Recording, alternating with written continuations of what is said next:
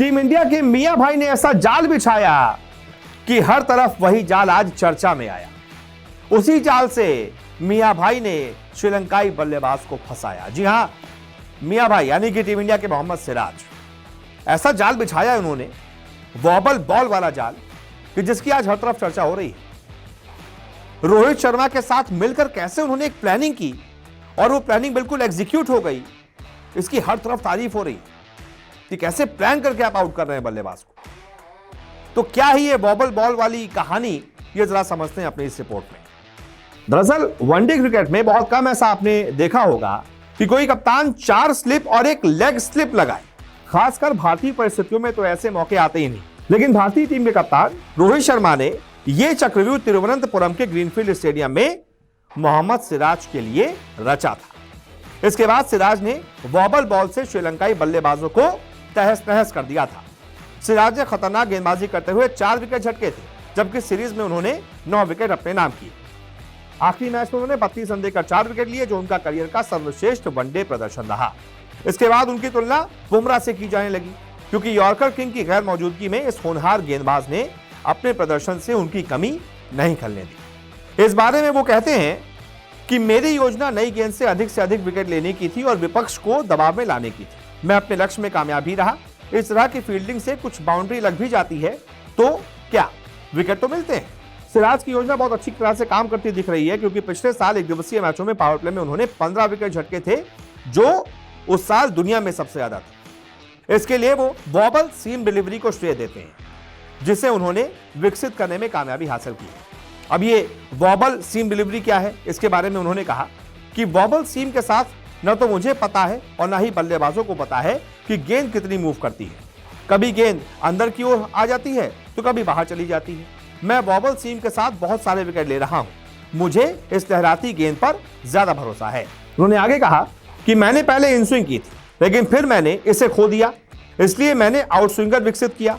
चूंकि मैं अब इन स्विंग गेंदबाजी नहीं कर सकता था, इसलिए मैंने वॉबल सीम डिलीवरी विकसित की। मुझे प्रभावी होने में काफी समय लगा। अब यह गेंद अपना काम कर रही है। मैं जिस सीम पोजीशन का उपयोग करता हूं वो एक प्राकृतिक आउट स्विंगर के लिए होती है।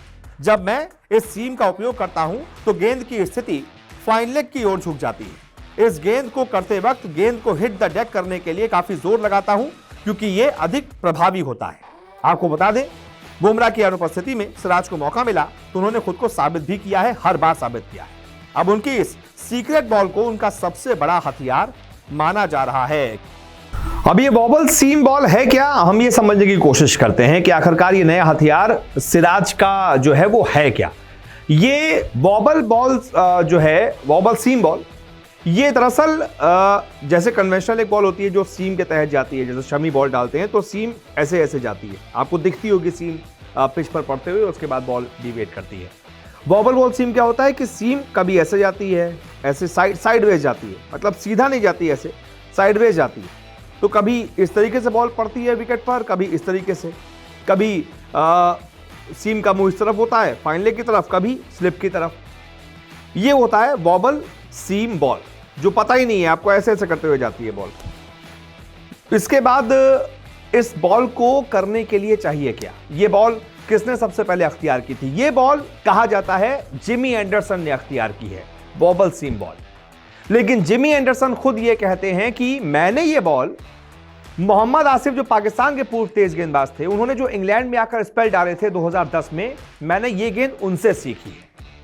अब इस गेंद की खासियत क्या है? इस गेंद की खासियत यह है कि अगर आप बैक अपना बेंड करते हैं, बहुत तेज वॉबल सीम के साथ डेक को हिट करते हैं, डेक को हिट करते हैं यानी कि विकेट को हिट करते हैं, तो ये बॉल कभी अंदर कभी बाहर, आपको भी नहीं पता है कि ये बॉल अंदर जाएगा या बाहर, और बैट्समैन को भी नहीं पता होता है कि बॉल अंदर आएगा या बाहर जाएगा। जैसे कि सिराज ने लगातार जो क्लीन बोल्ड किए हैं, आप उनको गौर से देखिएगा, बॉल सीधा नहीं किया है, टप्पा खा के अंदर गया है, इसीलिए क्लीन बोल्ड हुए।